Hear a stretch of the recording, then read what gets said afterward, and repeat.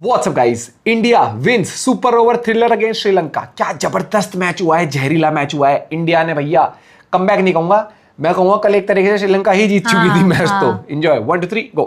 देखिए अच्छी अच्छी टीमों की तोड़ देती है अकड़, ऐसी है इस खेल पर टीम इंडिया की पकड़। क्या बात। अगर आप वाह कर रहे हैं तो इस वाहवाही का डायरेक्शन विवेक राजदान की तरफ मोड़ दीजिए, क्योंकि ये लाइन कल उन्होंने बोली थी जब टीम इंडिया जीत गई थी।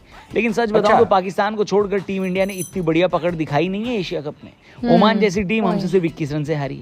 पाकिस्तान के खिलाफ 21 तारीख वाले मैच में हमने इतने कैश ड्रॉप किए कि अगर इतने आटे की बोरी ड्रॉप कर देते पाकिस्तान के ऊपर तो हंगर इंडेक्स में उनकी रैंकिंग अच्छी हो जाती।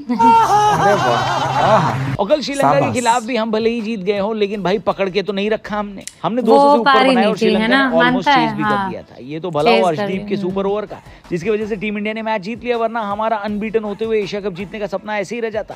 लेकिन जो भी कहो भाई साहब, मौज आई। सुपर ओवर देखकर हमारे वो पैसे भी वसूल हो जाते हैं जो हमने दिए भी नहीं है। एक काम करते हैं, इस मैच का पोस्टमार्टम करते हैं, लेकिन और कल हुए मैच की बात करते हैं। तो भैया टॉस ही था श्रीलंका ने और उन्होंने फील्डिंग ले ली, जो मेरे हिसाब से हमारे लिए फायदेमंद डिसीजन था, क्योंकि एक तरीके से ये फाइनल से पहले प्रैक्टिस मैच था और ये जरूरी था कि हम पहले बैटिंग करके अपनी टारगेट डिफेंड करने वाली एबिलिटी को चेक करें। इस तरह भारत पहले बैटिंग करने उतरा। गिल को तो भैया हमने ओपनर बना दिया, लेकिन ओवरऑल उनका भी परफॉर्मेंस बिलो एक्सपेक्टेशन ही रहा।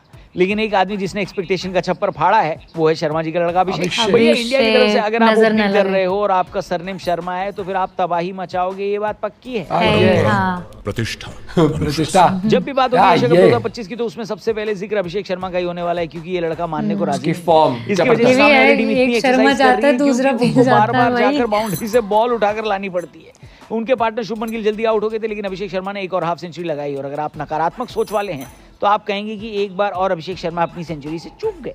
लेकिन अभिषेक शर्मा के आउट होने की वजह से पहली बार इस टूर्नामेंट में हमारा मिडिल ऑर्डर एक्सपोज हुआ और ये देखकर अच्छा लगा कि तिलक वर्मा और संजू ने भी बढ़िया बैटिंग की है। ये सीरीज शुरू होने से पहले तिलक वर्मा और संजू दोनों टीम इंडिया के लिए टॉप ऑर्डर में खेल रहे थे, यानी उनको अपनी नेचुरल पोजीशन से नीचे खिलाया जा रहा है, लेकिन दोनों ने ही बढ़िया शॉट्स लगाए। शर्मा जी के बाद वर्मा जी सेकंड हाईएस्ट स्कोरर बने और संजू ने भी बेहतरीन 39 रन बनाए, जिसकी वजह से पहली बार किसी टीम ने 200 से ऊपर का आंकड़ा टच किया। और टीम इंडिया ने जीतने के लिए श्रीलंका को दिए 203 रन का टारगेट। क्योंकि इस मैच का फाइनल से कोई लेना देना नहीं था और हम ऑलरेडी फाइनल में बैठे थे, इस वजह से थोड़े परिवर्तन किए गए थे। बुमराह को रेस्ट दिया गया, लेकिन हर्षित राणा को कौन से कोटे से खिलाया जा रहा है ऐसा इंडियन क्रिकेट फैंस पूछ रहे हैं, क्योंकि ये भाई साहब कल 4 ओवर में 54 रन दे बैठे। हालांकि इसमें हम श्रीलंका की बेहतरीन बल्लेबाजी से क्रेडिट नहीं छीन सकते, क्योंकि प्रथम निशंका ने क्या बेहतरीन बैटिंग करी है। एशिया कप 2025 की उन्होंने पहली सेंचुरी लगाई और उन्हीं की वजह से श्रीलंका टारगेट के इतने करीब पहुंच गया।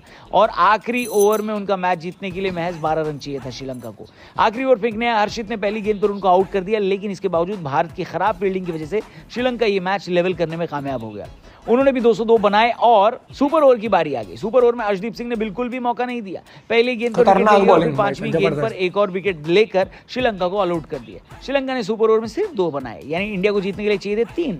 जितना हल्ला सुपर ओवर का मचा था उतनी जल्दी सुपर ओवर खत्म हो गया, क्योंकि सूर्य कुमार यादव ने पहली गेंद पर 3 रन लेकर इंडिया के लिए मैच जीत लिया। अब हम बिना हारे फाइनल में तो पहुंच गए, लेकिन कोई अगर ये बोले कि हमने एकदम परफेक्ट खेल दिखाया है तो ये झूठ है। भैया इस तरीके के खेल के साथ हम एशिया कप तो जीत सकते हैं, वर्ल्ड कप नहीं जीत पाएंगे।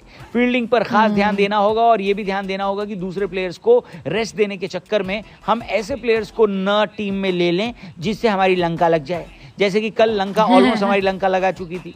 आपका कल के मैच पे क्या कहना है, सुपर ओवर पे क्या कहना है, हर्षित राणा पे क्या कहना है, कमेंट करके बताना। अभिषेक शर्मा के बारे में भी कमेंट सेक्शन में कुछ बढ़िया सा जरूर लिखना। और अगर इस नवरात्रि के मौके पर तारीफ तो बनती है दोस्तों, तारीफ तो बनती है अभिषेक की, क्योंकि एक तरफा टीम को लेके चल रहा है इस टाइम पर।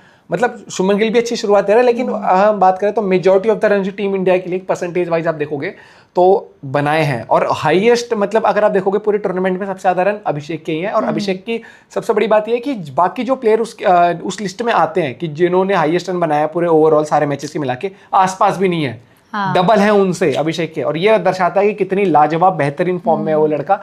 और यही चीज होती है कि जब आपकी फॉर्म अच्छी हो तो आप कैपिटलाइज करते रहो।